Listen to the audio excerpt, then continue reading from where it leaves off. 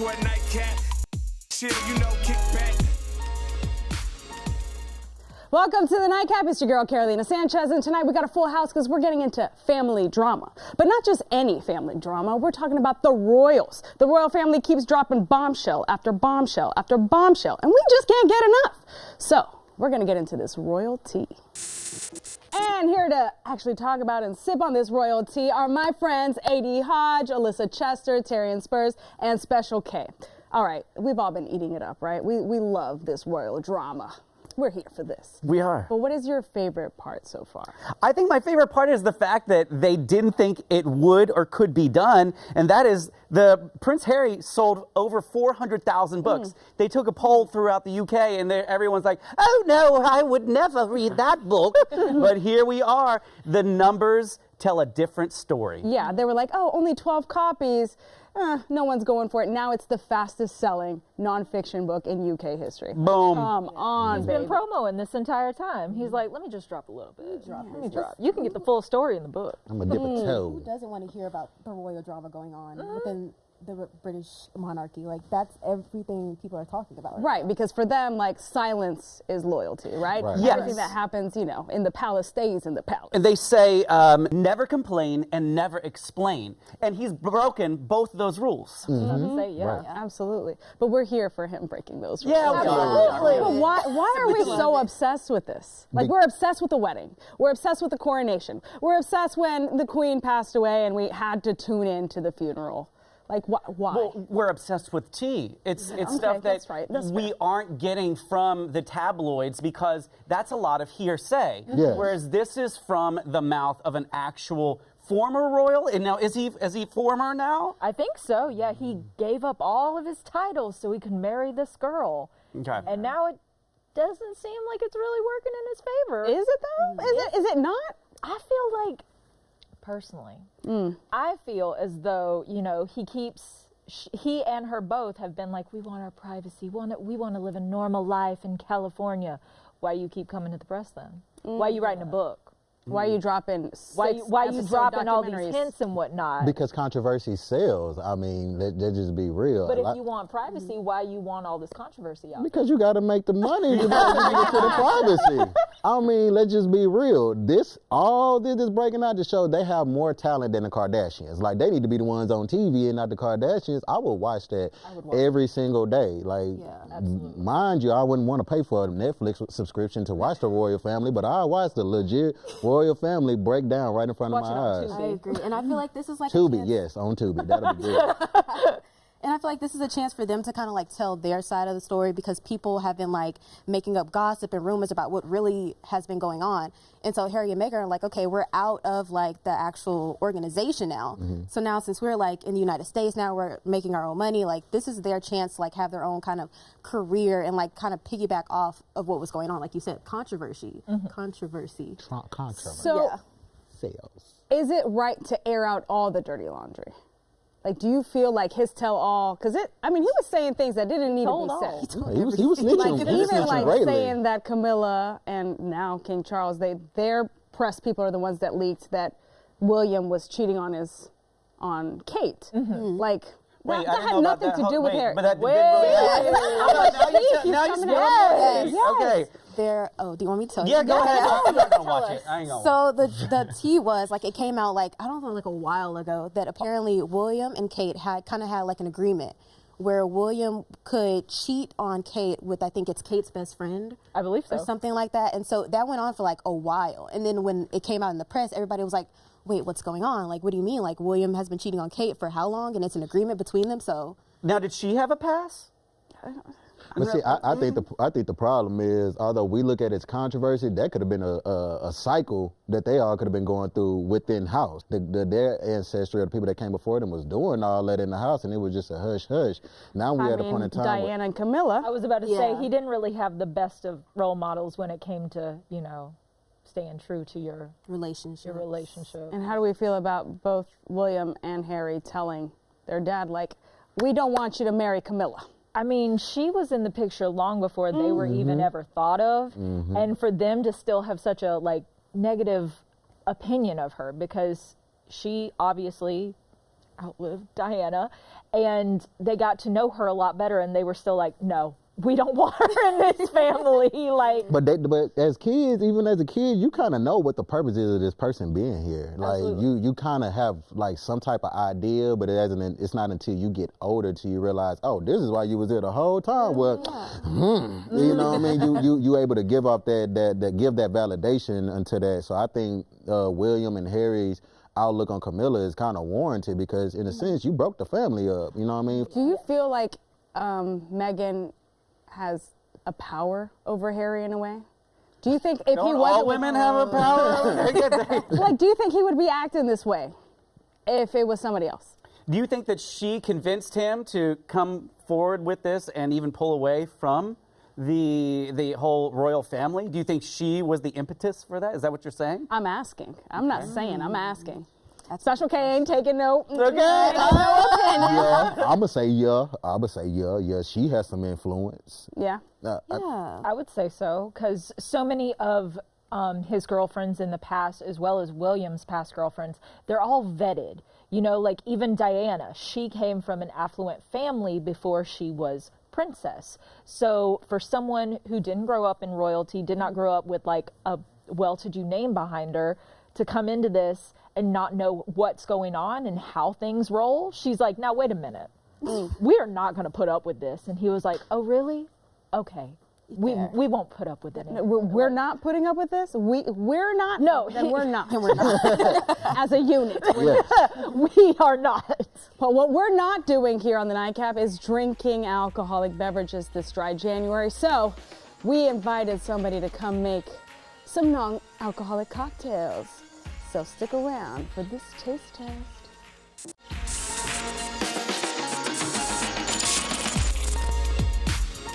Welcome back to the Nightcap. We've been talking about all the royal drama, but you know, we got a drink. So I'm behind the bar now with my guy, Greg Thompson from Cultivare. Hi. And you guys are practicing dry January over there? We are. Or you guys have a menu, I should say. We have so for us, Cultivare is an Italian rustic restaurant that's located in the heart of Heights. We are known for our wood-fired oven pizzas, our house-made pastas, and then as well, our creative cocktails. With this, we usually have zero proof offerings throughout the year, but awesome. For 2023, we thought that we would do extensive offering of a menu, brand new non-alcoholic beverages that we've got from Sipple, which is located in Rice Village, and they are the only non-alcoholic beverage shop in Texas.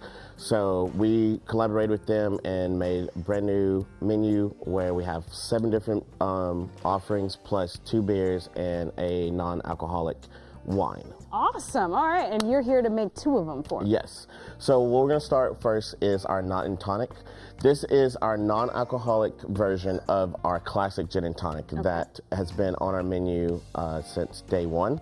So with this, we have a little bit of mint that we will just do a little bit of that to it to get some of the essential oils. Smack it a little bit. And then we'll take 3 grapefruit peels. So we take that. This is our Cut Above non-alcoholic gin that is actually sourced in Houston by Andrew Raul Solis. He is the purveyor of a Cut Above. And we take 1 ounce of this, throw it in there. We take a 1/4 of lime juice. This will help brighten up some of the mint that we have in there and also kind of balance out some of the tartness that we'll get from the grapefruit juice, or the grapefruit peel, excuse me. And last, we take 4 ounces of our elderflower tonic, which is going to be more floral. It's also going to brighten up the gin that we have in there as well. Let me just throw a little bit more because that was a little bit foamy there. So we add all that in there. Then we'll throw some ice.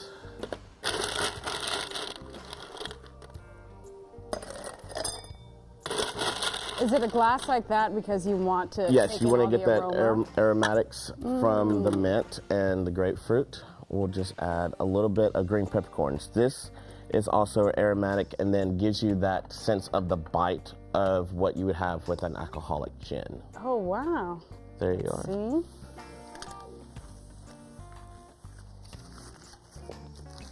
See, I can drink this. Yes.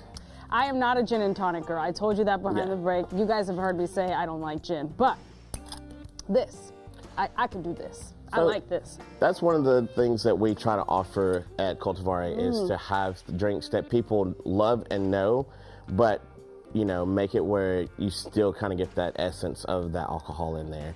So we've got the gin, non and tonic. We have the Il Rosmarino, which I'll do in just a second. We got a new fashion, which is our play on the old fashioned, and then we also have one that's called the Perfect Storm, which is our play on a dark and stormy, which is a rum drink. Yeah. So well, I'm curious about this Il Rosmarino. Awesome. Let's do that one. So with this one, we actually make our shrub in house. So we'll take 1.5 ounces of the shrub. So we're gonna actually add the ice in there first. And so what's your take on all this royal drama? Well, my take on the drama is I think that Harry should just kind of leave it be, man. Like, if you're going to be here in America and you wanted to get away from all of the craziness that being in the royal family is, then, you know, go into just being your family and just enjoy that instead of, you know, doing a tell-all book. Even you're saying it's a memoir or biography, I think you're just pushing people to want to talk about you. And I don't think the royal family, because they've done this for, you know, decades on decades, they're not going to say anything. They're going to keep their mouth shut and they're going to keep quiet, carry on. So we'll add some Topo Chico. I know, it looks very pretty. And then we'll add a little bit of rosemary on top, also for just some aroma, and some craisins. Should I actually eat these craisins? You can ask. You can if you like. And then if you like, just do a little mix of that. So you present it like this, but you should actually swirl. Yes, you should swirl it up. We let, you know, the customer do it because depending on if they want a lot of the syrup before or after there. All right. Oh, that's good. Oh, I like that. Very vinegary though, so I do want to mix it a little bit more. But I'm a big fan of cranberry, so Well, thank you very much, Greg. Cultivare. But as you said, keep quiet and carry on. That's not what we do here on the Nightcap. So the conversation continues after the break, because we need this royal tea, baby.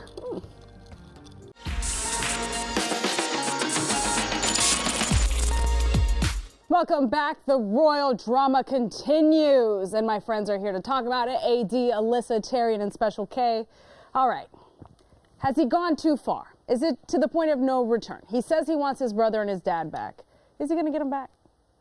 I think time will heal all wounds, but I think the dad and his brother need to take their own opportunity to set the record straight from their perspective. I mean, why not? I know they're not supposed to say anything, but they could give us a little bit, right? I mean, just a little sprinkle. I think personally there is no coming back from this, just because the royal family in itself is such a tight unit. And they, like you said, they pride themselves off of loyalty and like keeping the family secrets within the family. And with Harry, he just wrote a whole book, did a Netflix drama series. You spilled everything. So I feel like that trust within that is lost. And so I don't think there's anything coming back from that. but it's not going to bring the institution down, right? I don't think so. No, unfortunately, I feel like the royal family is always going to exist in England. But I will say, if he tried to combat or confront his father and his brother in private and talk to them about these issues, and they still didn't, you know, really give way or like listen to him, and then he wrote the book, I get it. Yeah. I get that more. But why are you shaking your head though? Nah, because when I think of royal family or monarch, like even with the shows that we watch outside of the royal family, like they'll go to the grave with that. Well, if they can get through the Tawdry Tampon Gate situation, then they can get through anything. Now, I didn't want to bring it up, but I mean, it is a real thing, and you know, Alyssa told us about it earlier between the break there. Now, I don't know if we can completely explain it on the air, but you can definitely look it up. And it was big, and it was a Nightcap Special K, just give him the tea. Spill it all. If you Well, haven't I'll heard, let Alyssa describe it, because I just feel, as a dude, I feel kind of like awkward talking about it, although it did come from a man's mouth. So basically, in the 90s, The Crown dealt with their first ever, like, sexy sexual scandal in which phone calls between Camilla and Charles were leaked. And in those phone calls, Charles said that he wanted to reincarnate as a tampon so he could live forever within Camilla. In her trousers. Yes. Does he? This is how you know men don't know how tampons work. No, they don't. Menstrual cycle. They don't. We do not keep tampons in us forever. You can get toxic shock. I knew that part. I knew that little, not the toxic shock, but y'all ain't wearing that every day, though. No. You know what I mean? I knew that part. I get that. I'm glad you knew that. I'm glad. Hey, man. But will they come back from this? I think they definitely will. I think once that this book has settled. Wait, come back in what way, though? Come back as a family, save face. How do you sit continue at the on? With or Thanksgiving without table Harry and with Meghan? Without them. celebrate They've Oh, got that's my bad. See, here's the thing. Also, I read somewhere that Harry was kicked out of Charles' coronation. So, like, he's, like, not going to I'm be in the very coronation curious script. to see, because that's coming up in May. Yes. Is he going to be there or not? That's the big question. That's the And thing. if he's he comes, invited. is Meghan going to be And with is Meghan him? going to be there? I want him to just blow it up, just make it all about him. You know what I mean? Not make it all about him, but just He do that walks little in, he's like, and just- Maybe with her, yeah, like, let's sit solid down, color, baby. Yes. monochrome outfit on. Just watch my daddy. Okay, do they let objections happen to the crown? Like anyone? That's a great question, actually. They stand up. Daddy, no. I object, Daddy. And they make it quick. They can make it quick about Meghan at the see. This is why we told you not to bring her into the family. And they'll be like, see, she putting her old blackness on you. Look at you. And she sprinkled that a little too much on you, Charles. This is why we let you go, and this is why you wanted to run away. And But honestly, it makes me think, like, I don't wish any marriage to end, but if in the future they do separate, is there a possibility for him to go back to his family and be like, I would like So then to... again, you're saying it's Yeah. Meghan's the Meghan's the problem. culprit. I feel like she has something to do. Do you think he would have released this book if the Queen was still alive? I don't that's think a- so. that's a I don't toughie think right so, there. personally. No. You don't want to upset grandmummy.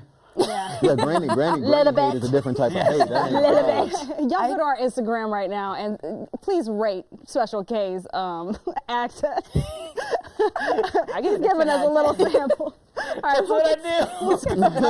Man of many voices. conversation after the break. Mummy.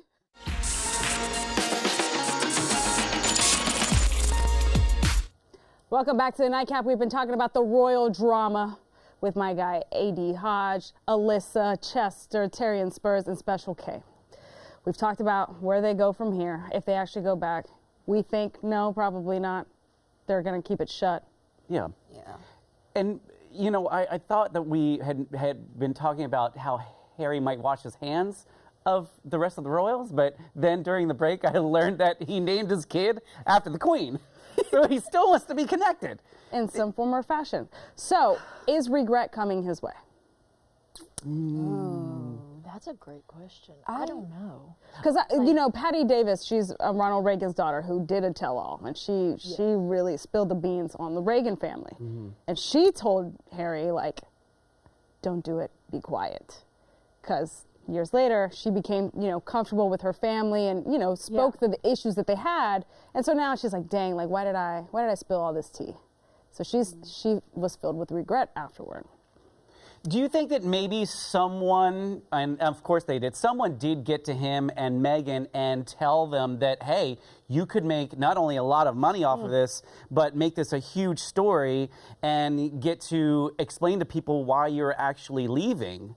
So I don't know. I mean, just ride the coattails of this and see where it takes you. If it looks like it's going to ruin your reputation, then that's where book number 2 comes out. Fix that. Just capitalize on Yeah. Honestly, what I'm really hoping for is, like, in May at the coronation, you know, King Charles gets up there at the podium. He says all he has to do for his royalty stuff, and then just pulls a Nicki Minaj versus Miley Cyrus and goes, and now back to the hoe that had a lot to say about me. Harry, what's good? That's what I want personally. That would be iconic. I'm going to make y'all regret something here in a second. I want you all to say goodbye in your best British accent, including you, Greg. Look at that camera and say goodbye. Goodbye. I love it. AD? Farewell, Cheerios. Cheerio, love. Goodbye. Tally ho! Bye-bye. Well, thank you for joining us here on the Nightcap. I hope you had some fun drinking all this royalty with us. You know, we're here for the drama. You're here for the drama as well, so stay with us next time, and hopefully they make amends. Darling. Darling. Darling. See y'all next time. Cheers to y'all. Thank y'all so much for coming. Cheers. Cheerio, cheerio. Come on, Greg, get over here. Cheerio. Thank you, Greg. Thank you, You're very Greg. welcome, guys.